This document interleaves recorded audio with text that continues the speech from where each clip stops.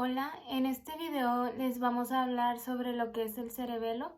Yo, Diana Montiel, les voy a presentar las características básicas de lo que es el cerebelo. Características estructurales básicas. Bueno, el cerebelo está conectado con el tronco del encéfalo por tres partes de pedúnculos cerebelosos. El pedúnculo cerebeloso inferior está formado por una porción grande, el cuerpo restiforme, y por otra menor, que es el cuerpo yuxtarrestiforme. El cuerpo restiforme es el gran cordón que se observan en la superficie dorsolateral del bulbo en niveles rostrales al óvex.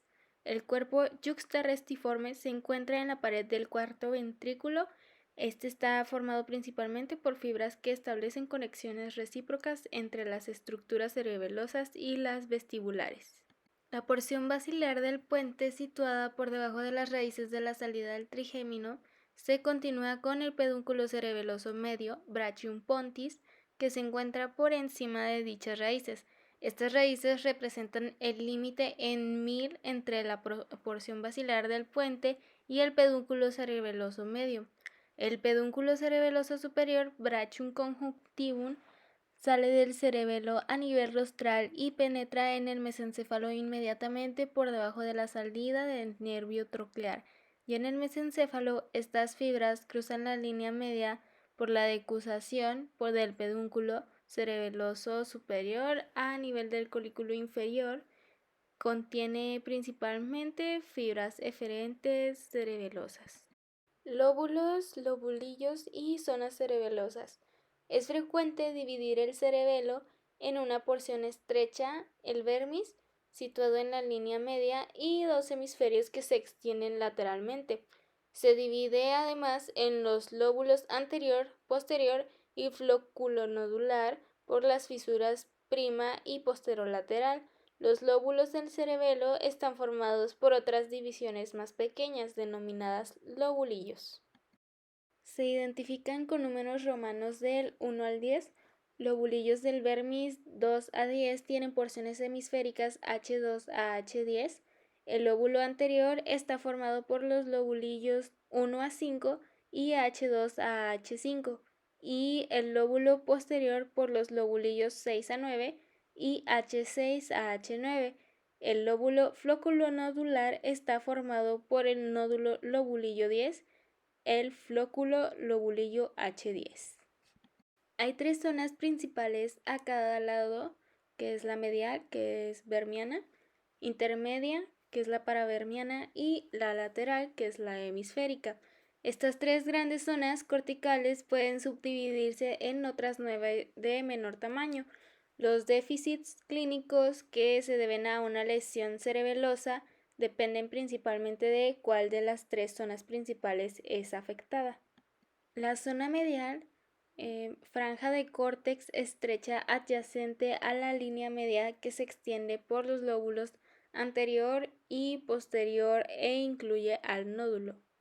La zona intermedia es adyacente a la zona medial y se extiende a los lóbulos anterior y posterior, pero tiene escasa representación en el lóbulo flóculo-nodular. La zona lateral ocupa con diferencia la mayor parte del córtex cerebeloso, incluye grandes porciones de los lóbulos anterior y posterior y el flóculo. Ahora vamos con los núcleos del cerebelo, que los cuatro pares de núcleos del cerebelo se encuentran en la sustancia blanca de este, y ellos llegan con facilidad las fibras que entran y salen del córtex que los recubre. El núcleo del fastigio, que es el medial del cerebelo, se encuentra inmediatamente adyacente a la línea media y desde el punto de vista funcional está relacionado con la zona medial de córtex cerebeloso. En posición lateral con respecto al núcleo del fastigio se encuentran los dos núcleos interpósitos, que es el núcleo globoso y el núcleo emboliforme. Estos núcleos están funcionalmente relacionados con la zona intermedia suprayacente del córtex. En posición lateral con respecto al núcleo emboliforme se encuentra el núcleo dentado lateral del cerebelo, una gran lámina ondulada de las células con red con aspecto de bolsa de papel arrugada. Su apertura, el ilio, está dirigido anteromedialmente guarda relación con la zona lateral suprayacente del córtex. Irrigación de las estructuras cerebelosas. La irrigación del córtex cerebeloso, sus núcleos y sus pedúnculos procedente de la arteria cerebelosa posterior inferior y la arteria cerebelosa anterior y la arteria cerebelosa superior. La arteria cerebelosa posterior inferior se origina en la arteria vertebral e irriga el bulbo posterolateral, incluso el cuerpo restiforme, el plexo coroideo del cuarto ventrículo y las regiones caudado-mediales de la superficie cerebelosa inferior como el vermis. La arteria cerebelosa anterior-inferior irriga las partes caudales del pedúnculo cerebeloso medio, el plexo coroideo que sale del foramen de Luschka y las porciones caudado-laterales de la superficie cerebeloso inferior. La arteria cerebelosa superior irriga toda la superficie inferior del cerebelo, la mayor parte de los núcleos cerebelosos, las partes rostrales del pedúnculo cerebeloso superior. Mi nombre es Paulina Sánchez Chaides y hoy les voy a hablar acerca de la capa microscópica de la corteza cerebelar. Histológicamente, cada lámina del cerebelo cuenta con una capa superficial que es el córtex cerebeloso. El córtex está formado por tres capas: la capa de las células de Purkinje, la capa granulosa y la capa molecular. La capa molecular es la capa más externa y contiene el soma de las células en cesta y las células estrelladas, los axones paralelos de las células granulosas y dendritas de las células de Purkinje. La capa de las células de Purkinje es la capa de en medio. Contiene el soma de las células de Purkinje. Las células de Purkinje son inhibitorias GABA y reciben toda la información que llega al cerebelo y la proyectan a su axón hacia los núcleos profundos del cerebelo.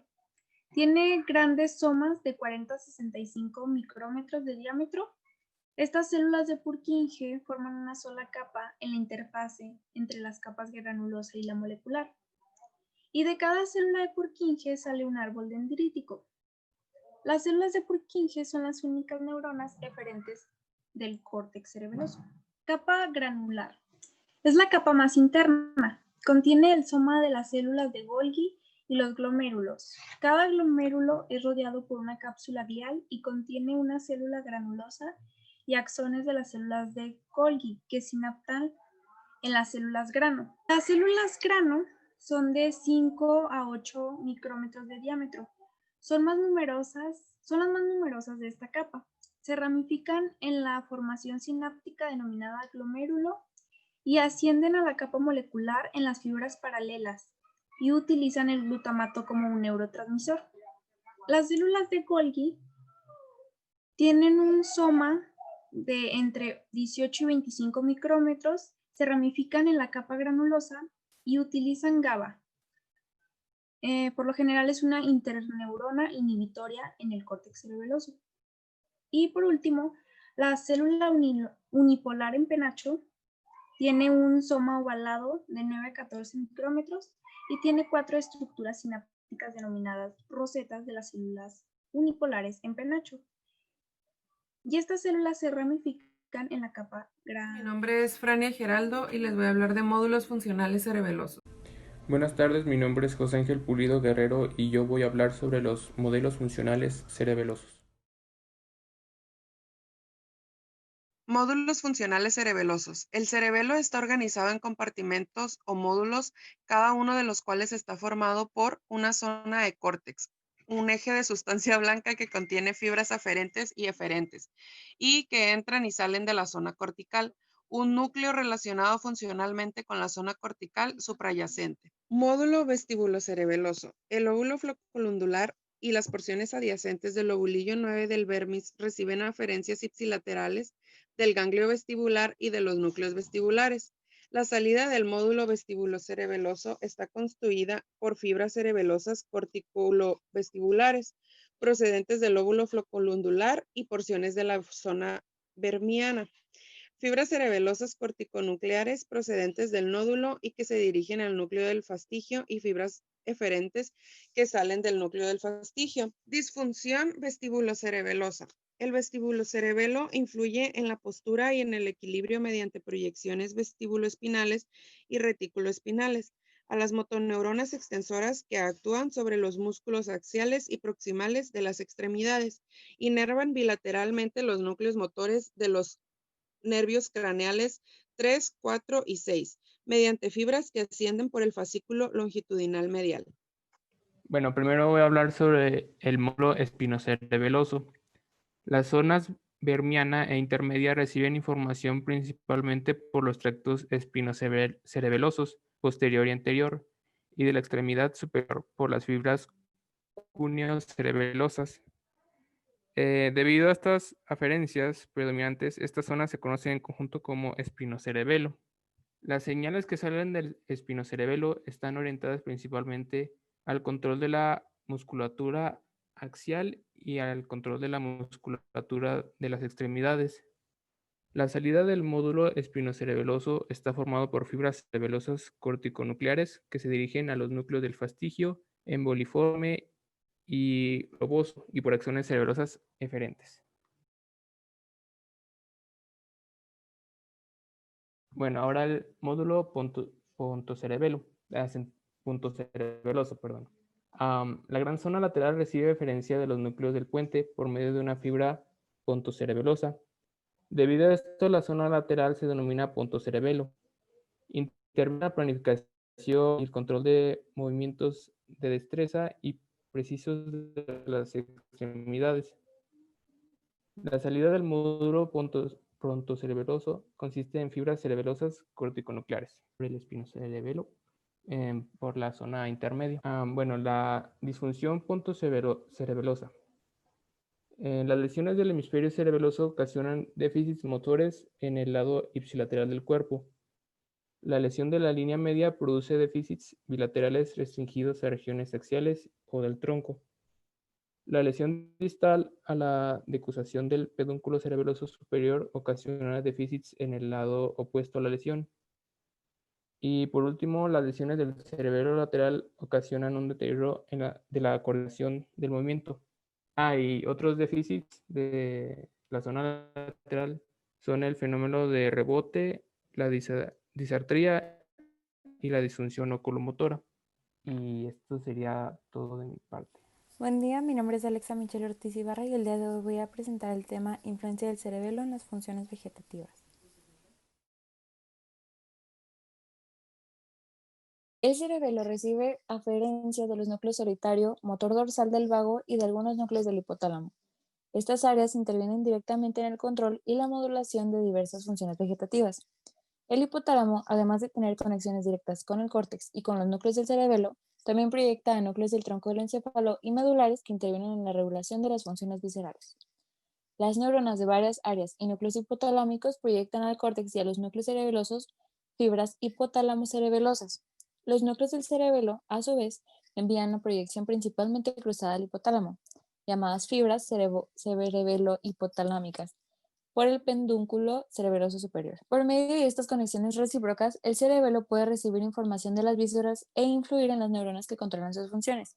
Es infrecuente observar alteraciones viscerales relacionadas con lesiones cerebelosas por dos razones. La primera es que los déficits somatomotores que se ven en tales casos tienen un carácter diagnóstico inequívoco y no es necesario hacer más estudios. La segunda es que las lesiones cerebelosas pueden producir un aumento de la presión intracraneal que afecta al bulbo. Por eso es difícil separar los déficits viscerales que se guardan relación con la lesión cerebelosa de los que guardan relación con la presión vulvar. Pero en algunas situaciones puede haber déficits viscerales relacionados directamente con la lesión cerebelosa. Por ejemplo, se observaron déficits de este tipo en un paciente que presentó una oclusión de ramas de la arteria cerebelosa superior izquierda que afectó a los núcleos cerebelosos de ese lado. No hubo indicios de hipertensión intracraneal. Este paciente presentaba temblores somatomotores característicos en el brazo y la pierna izquierdos al intentar hacer movimientos en ese lado y dos respuestas viscerales distintas que se observaban simultáneamente al temblor somatomotor, pero no antes ni después. En primer lugar, las pupilas del paciente se dilataban durante el temblor. En segundo lugar, la piel de la cara del paciente se enrojecía y calentaba al tacto mientras duraba el temblor. Nada más cesar el intento de movimiento y el temblor resultante de la mano izquierda, el paciente se abanicaba con la cara con la mano derecha y decía, hace calor aquí. En otros casos se han observado pequeñas lesiones limitadas al núcleo del fastigio que ocasionan una reducción de la frecuencia cardíaca y de la presión arterial. Estas observaciones indican claramente que el cerebelo interviene activamente en la regulación de la función visceral, a la vez que ejerce su clásicamente conocida la influencia de la esfera somatomotora. Cerebelo y aprendizaje motor. La intervención del cerebelo en el aprendizaje de los movimientos ha sido un tema interesante cuando no controvertido, debido en parte a que en muchas ocasiones sus lesiones afectan la realización del movimiento que se está aprendiendo. Por eso ha sido difícil separar los efectos de la disfunción cerebelosa en el aprendizaje motor de los relacionados con la realización del movimiento. Además, estos efectos parecen depender del tipo de conducta que se está emprendiendo. Esta característica de depender de la tarea puede ser reflejo del hecho de que el cerebelo puede intervenir en diferentes aspectos del aprendizaje humano, es decir, adquisición, consolidación y almacenamiento de la memoria, cuando se aprenden diferentes conductas cerebelosas. Por tanto, el cerebelo no es tan esencial para el aprendizaje de muchos movimientos voluntarios como para la modificación de los reflejos específicos que ya hemos comentado. No obstante, la disfunción del cerebelo ocasiona una reducción de la calidad y la uniformidad de las conductas aprendidas. En conjunto, estos hallazgos indican que, aunque el cerebelo no es necesario para aprender movimientos voluntarios, interviene en el proceso de adquisición. Este argumento apoya también en estudios de neuroimagen que muestran que determinadas regiones del cerebro están activadas durante el aprendizaje de los movimientos nuevos. Además, en los aprendizajes de animales de la adquisición de conductas complejas se asocia a una mayor modulación de las células en los núcleos cerebelosos cuando el animal aprende por primera vez a realizar una tarea de manera correcta y a seguir haciéndolo correctamente en intentos sucesivos. Probablemente el cerebelo no es un depósito crítico para los registros de memoria que se establecen durante el aprendizaje de los movimientos voluntarios. Los experimentos en este campo llevados a cabo en animales demostraron que los patrones de movimientos necesarios para desarrollar tareas motoras voluntarias complejas aprendidas previamente se pueden recordar durante la inactivación de los núcleos dentado e interpósitos ipsilaterales. Para las conductas motoras aprendidas que pueden precisar registros de memoria intracerebelosos, no se ha descubierto el mecanismo responsable de establecer el almacenamiento e incluso la localización de estos cambios, a pesar de la intensa investigación realizada en esta área. Se ha propuesto que la información que llega por las fibras trepadoras a las dendritas de las células de Purkinje pueden introducir cambios plásticos que modifican la capacidad de respuesta de estas neuronas a señales concretas mediadas por las fibras paralelas. Persiste el debate sobre la relevancia de este mecanismo en condiciones fisiológicas normales. También hay pruebas de que los núcleos del cerebelo pueden ser un almacenamiento de determinados tipos de aprendizaje motor, como el reflejo del parpadeo condicionado clásico, mediante procesos como la depresión a largo plazo. En resumen, determinados reflejos no se pueden modificar en ausencia del cerebelo, y las lesiones de esta estructura alteran la ejecución de determinadas conductas aprendidas previamente. Esta estructura desempeña un papel importante en la adquisición de diversas conductas motoras, incluidos movimientos voluntarios difíciles, aunque la naturaleza de su contribución a este proceso no se ha caracterizado totalmente. Puede que el cerebelo actúe como almacenamiento o forme parte de una red de almacenamientos necesarios para el aprendizaje de determinadas conductas, pero no se considera que es esencial para almacenar engramas establecidos durante el aprendizaje de movimientos voluntarios complejos. Las investigaciones actuales también han demostrado que esta estructura interviene en procesos cognitivos, algunos de los cuales pueden estar relacionados con aspectos importantes del aprendizaje motor.